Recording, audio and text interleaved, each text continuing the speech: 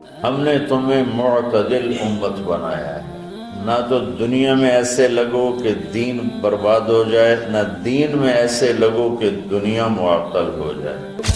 ایک دنیا کی ہوس میں بہت آگے چلے گئے، ایک دنیا بیزاری میں بہت آگے چلے گئے، تو اللہ نے دونوں کو ایسے رد کر کے فرمایا وَكَذَلِكَ جَعَلْنَاكُمْ أُمَّةً وَسَطًا، تو ہم امت واسطہ ہیں۔ ہمارے ذمے ہے جو تبلیغ والے کر رہے ہیں، ہمارے ذمے ہے کہ ہم اب اللہ کے پیغام کو لوگوں تک پہنچائیں اور ہم واسطہ بنیں بندوں اور بندوں کے رب کے درمیان۔ اللہ فرماتے ہیں کہ ہم نے تمہیں امت معتدل بنایا، وسطا۔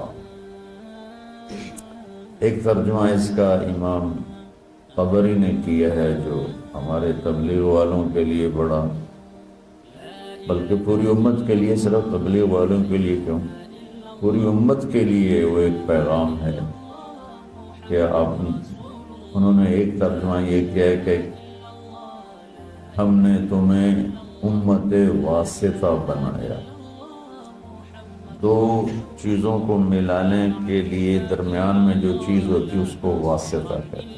یہ مائک میرے اور آپ کے درمیان، جو بھی آگے سن رہے ہیں، واسطہ ہے۔ یہ دو چیزوں کو ملا رہا ہے، مجھے اور آپ کو ملا رہا ہے آواز کو بلند کر کے۔ تو امام طبری نے اس کا ترجمہ، ایک ترجمہ یہ کیا ہے، یہ بھی کیا ہے امت معتدل بنایا ہے۔ یہ تو تمام مفسرین نے اس کا یہ ترجمہ کیا۔ امام طبری نے ایک ترجمہ یہ کیا ہے کہ ہم نے تمہیں امت واسطہ بنایا ہے۔ جیسے پہلے انبیاء آتے تھے اور وہ واسطہ ہوتے تھے اللہ اور بندوں کے درمیان، کہ لوگ اللہ کو نہیں جانتے تو ایک نبی آتا ہے، رسول آتا ہے، وہ لوگوں کو اللہ کا تعارف کرواتا ہے اور اللہ سے ان کو ملا دیتا ہے، اللہ کے سامنے انہیں جھکا دیتا ہے اور انہیں صراط مستقیم پہ کھڑا کر دیتا ہے۔ اب ہمارے نبی پاک صلی اللہ علیہ وسلم کے بعد کوئی نبی نہیں آئے گا، تو لہٰذا اے امت محمد اب تم واسطہ ہو۔ ہمارے ذمے ہے جو تبلیغ والے کر رہے ہیں، ہمارے ذمے ہے کہ ہم اب اللہ کے پیغام کو لوگوں تک پہنچائیں اور ہم واسطہ بنیں بندوں اور بندوں کے رب کے درمیان۔ یہ بہت خوبصورت ترجمہ ہے۔ جتنی تفسیریں میں نے دیکھی اس میں مجھے سوائے طبری کے اور کہیں نہیں ملا، اور آپ کے شاید علم میں ہوگا کہ طبری پہلی تفسیر ہے جو امت میں لکھی گئی، ابن جریر طبری رحمۃ اللہ علیہ۔ تو اللہ تعالیٰ نے ہمیں امت واسطہ بنایا ہے،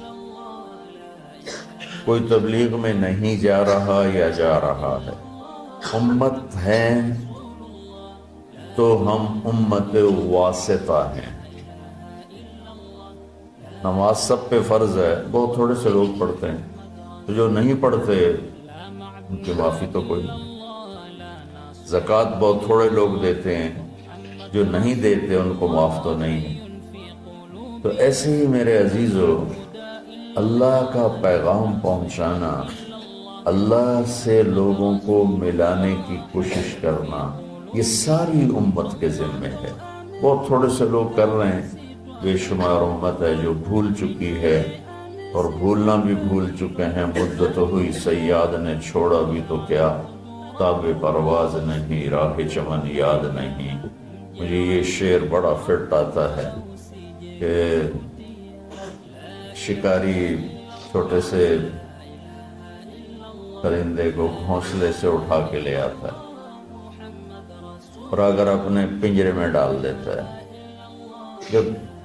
جب اس پرندے کی شعور کی آنکھ بیدار ہوتی ہے تو اپنے آپ کو ایک پنجرے میں دیکھتا ہے، اور ایک کوٹھالی میں اس کے لیے دانہ پڑا ہوتا ہے، ایک میں پانی ہوتا ہے، بس وہ وہاں سے دانہ اٹھاتا ہے، وہاں سے پانی کے چند قطرے لیتا ہے اور وہیں پھڑ پھڑا کے بیٹھ جاتا ہے۔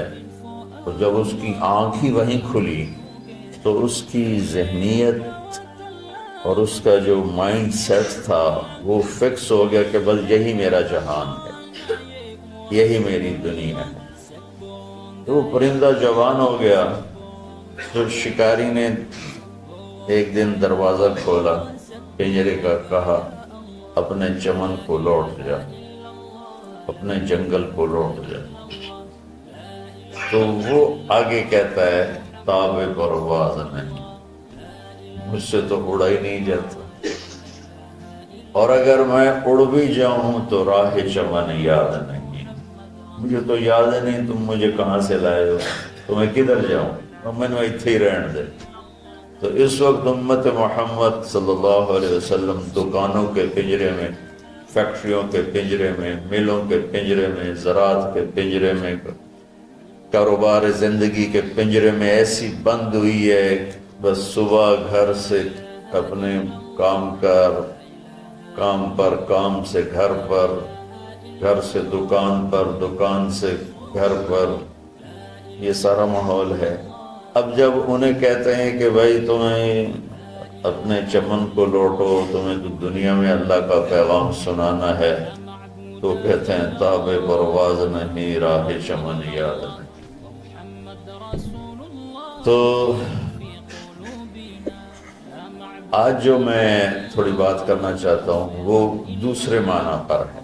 وَكَذَلِكَ جَعَلْنَاكُمْ أُمَّةً وَسَطًا، ہم نے تمہیں امت معتدل، درمیان والی امت بنائی۔ اچھا، یہ جو آیات کی نمبرنگ ہوئی ہے یہ بہت بعد میں ہوئی ہے۔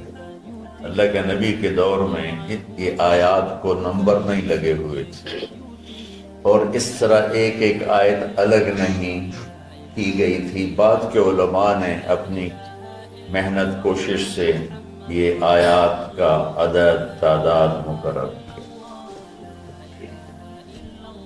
سورہ بقرہ کی 286 آیات ہیں۔ امتاً وسطا، درمیان والی امت۔ جب علماء سورہ بقرہ کی آیات بنا رہے تھے تو ان کے سامنے تو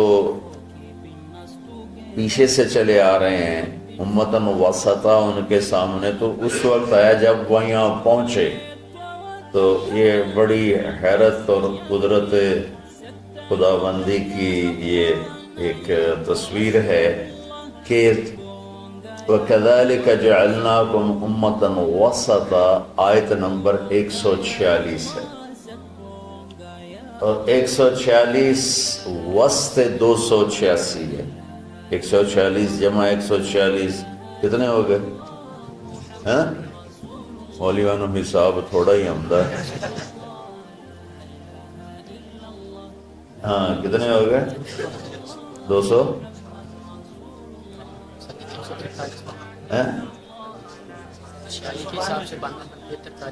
نہیں، پھر اب یہ آیت نمبر 143 ہے۔ اب میرا ذہن ہی سویا ہوا ہے، میں کیا آگے، یہ آیت نمبر 143 ہے، 146 نہیں 143 ہے۔ تو بالکل درمیان میں لفظ کے لحاظ سے، اور ادھر آیت کی تقسیم ہو رہی ہے، تو کرتے کرتے کرتے جب اس آیت پر پہنچے تو جو 143 پر رہی تھی اور آیات 286 میں، تو اس کا وسط بنتا ہے، اور امتاً وسطا، درمیان والی امت کے پیچھے مفہوم کیا ہے؟ یہودی بہت زیادہ حرص و ہوس کا شکار ہوئے دنیا کے لیے۔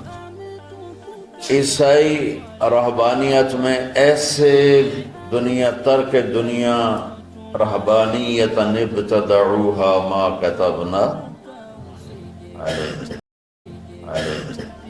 اللہ تعالیٰ نے کہا انہوں نے خود ہی شروع کیا، میں نے تو کہا نہیں تھا۔ تو تھوڑا پیچھے چلے جائیں تو عیسائیوں میں نہانا بھی گناہ تھا، میلا کچیلا رہنا بزرگی تھی، بو آ رہی ہو، کپڑے گندے میلے،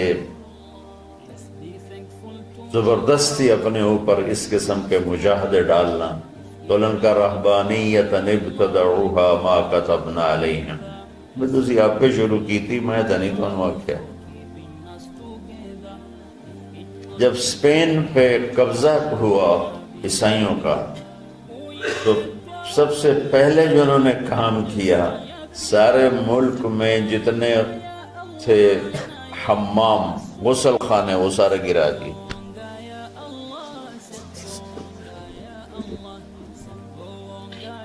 1970 تک انگلینڈ میں 1970 کو زیادہ کسی گھر میں غسل خانہ نہیں ہوتا تھا، ٹوائلٹ نہیں ہوتا، باہر بنے ہوتے تھے جہاں کچھ چند پینیاں دے کے اس میں وہ اپنی ضرورت سے فارغ ہوتے تھے، کسی سے نہانا ہو تو نہاتے تھے۔ جب نئی جدید تعلیم آئی تو پھر یہ ان کے اندر تبدیلی آئی، ورنہ گندے رہنا، میلے کچلے رہنا، شادی نہیں کرنی، دنیا سے بیزاری کے مختلف طریقے، اپنے آپ کو تکلیف دینا، یہ بزرگی کی شان سمجھا جاتا تھا۔ تو اسپین پہ جب قبضہ ہوا عیسائیوں کا تو سب سے پہلے انہوں نے 2 کام کی، ایک سارے غسل خانے حمام توڑ دیے اور جتنے کتب خانے تھے سارے جلا دیے۔ لاکھوں کتابوں کے ذخیرے تھے اسپین میں علماء کے، علامہ قرطبی جیسے، ابن عربی جیسے جہاں پیدا ہوئے ہوں، بقی ابن مخلد جیسے جہاں پیدا ہوئے ہوں، ان کا میں وہ قرطبہ کی جامع مسجد دیکھنے گیا تو بس میری آنکھ نہیں میرا دل رو رہا تھا، دل کے آنسو نکل رہے تھے کہ وہ مسجد جس میں 700 سال قال اللہ وقال الرسول چلتا رہا، وہاں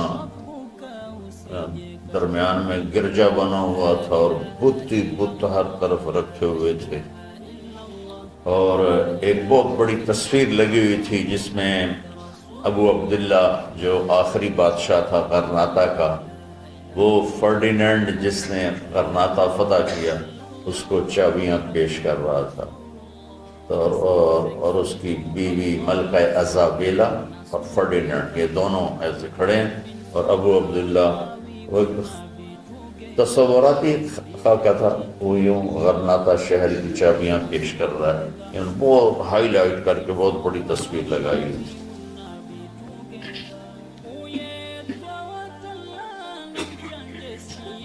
تو ایک دنیا کی ہوس میں بہت آگے چلے گئے،